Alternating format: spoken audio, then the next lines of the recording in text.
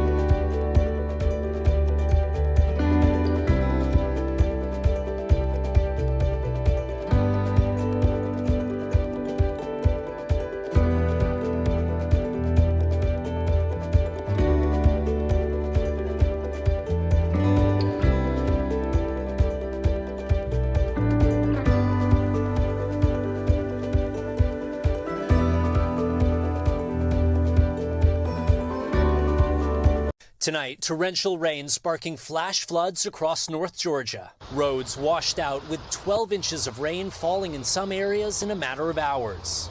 This backyard transformed into a lake. The governor declaring a state of emergency, and residents of the city of Somerville told to boil water before drinking it after flooding at a nearby plant. 11 million across the region under flood alerts through Labor Day, as far as Indiana, where sheriffs discovered one dead. Meanwhile, in California, the small town of Weed is coming to terms with its losses. Dozens of homes destroyed, with the historically black neighborhood of Lincoln Heights the center of the devastation. A 100-year-old community erased by flames in just a few hours. I ran and turned on the water faucet, looked in the neighbor's backyard. It was completely on fire. A tragedy all too familiar for Robert and Barbara Thomas, whose home burned along with their granddaughters down the block. Just 8 years after their relatives lost everything in a 2014 fire. Just a lot of mental anguish, just a lot of hurting in this community now. Across the West, 46 million are under heat alerts, with many again facing potentially record-setting triple-digit temperatures. In California, the demand on the power grid is intensifying. The effort to keep California's lights on is being directed from control centers like this. So far, the grid is held strong, but today will bring some of the hottest temperatures yet. Authorities have been warning residents for days about the potential for rolling blackouts. Those last few days are likely to be a dress rehearsal for what's going to be a much more significantly stressed set of conditions here. While in Arizona, this massive dust storm left thousands without power near Phoenix, disrupting traffic and dimming Friday night lights. A holiday weekend of extremes that few will forget.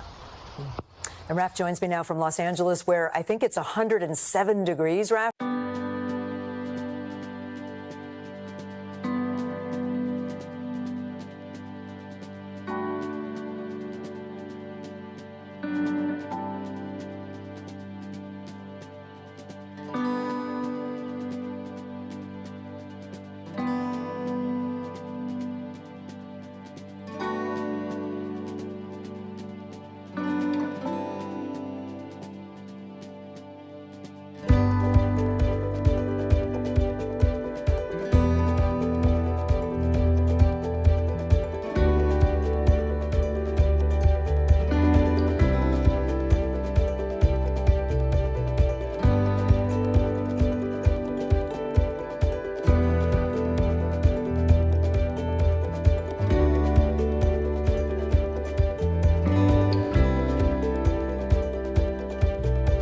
The federal government has even declared some counties in New England natural disaster areas. Aaron, crops in Connecticut have been deeply affected. Meanwhile, here in Massachusetts, some towns started implementing water regulations due to low flow on local rivers. And although the drought monitor says there has been a slight improvement, at this rate, the drought could last through this month. Farmers need relief to get through years like this, or there won't be any more farmers. It's been a tough summer for Hannah Tripp at Provider Farms in Salem, Connecticut. The drought has brought dry pastures and smaller fruits this year. It's devastating. You know, so much of it is out of your control. A struggle authorities recognized by declaring New London and Windham counties as primary disaster areas last week. This provides different types of federal assistance like emergency loans. It opens it up for future relief. So next year, Congress or the USDA may say, hey, last year was really bad. You know, these farms were without a lot of money. They can do a retroactive benefit to the producers, which is pretty important. As of this week, farmers in several counties in Connecticut can apply for the Economic Injury Disaster Loan. Meanwhile, in Massachusetts, the impact on rivers and streams is clear. These images provided by Massachusetts Drought Task Force paint the picture. A fish ladder was exposed because of lack of watershed, uncovered pipes, and rivers receding from the banks. Massachusetts River Alliance has been watching it all. Culverts with no stream coming out the other end.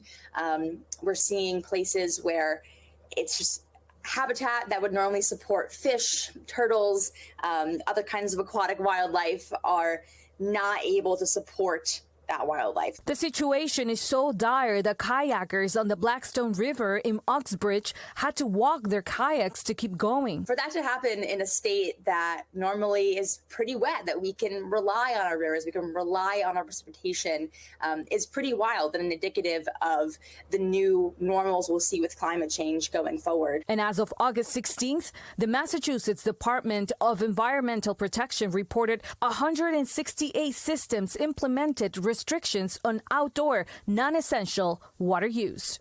We should note that in Massachusetts, the month of August was the busiest in terms of mobilization due to brush fires. There was close to 100 last month.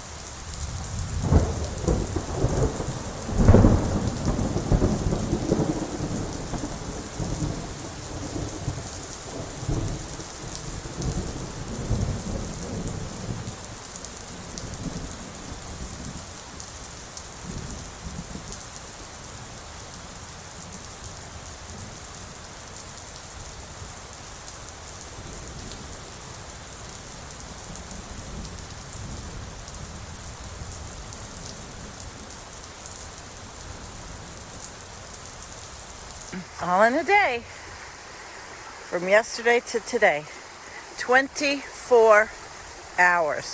Since I took the video of the creek completely dry, now look at it.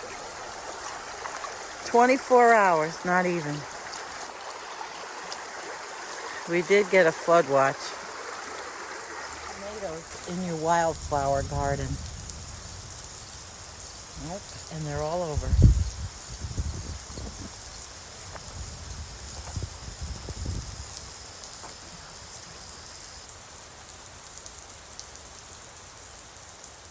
In Jackson, Mississippi, where the governor has declared a state of emergency, telling residents don't drink the water. Already dealing with flooded streets, more than 100,000 people are left without reliable running water. The rain-battered state now dealing with devastating damage to its major pump at Jackson's main water treatment facility.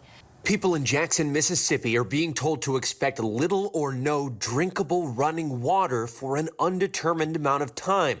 The lieutenant governor saying the water and sewer system is at the brink of collapsing. It means the city cannot produce enough water to fight fires, to reliably flush toilets. All Jackson public schools now switching to virtual learning indefinitely. In some parts of the city, the fire department is finding no water in fire hydrants, instead relying on the supply on board trucks. All of our units have 500 gallons of water on it, and the guys can use that water to sustain a lot of incidents. The warnings come after a pump at the city's troubled water treatment facility was damaged. There was a near certainty that Jackson would fail to produce running water sometime in the next several weeks or months. Unfortunately, that failure appears to have begun. Jackson residents have already been under boil water notices since last month when water samples found harmful contaminant levels, making matters worse. Flooding from the Pearl River cresting Monday just below major flood stage. You can see for yourself, River Road looks like a river this morning. This neighborhood is completely underwater. It's 90 degrees and humid here, too. A lot of these buildings rely on water pressure to work their air conditioning, too. So you got people who can't drink water, who are also burning up, and people in their cars here, too. They're saying they're worried that they might run out of gas trying to get water just to get by. Here, they're going to start giving out bottles of water in a little less than an hour now. I mean, you see what the line is for all these people. There very well could be people who show up a half hour early or more who might not be able to get water bottles here today because the demand is so high. That's not the fault of the people who are handing out the water bottles here, too. And there are distribution sites all over the city, a lot of them at fire departments and things like that. But this is something that the city is kind of figuring it out as they go, because even though Jackson has had these recurring water problems, this is a significant escalation here. This video was brought to you by a Very Spoiled Terrier production 2020.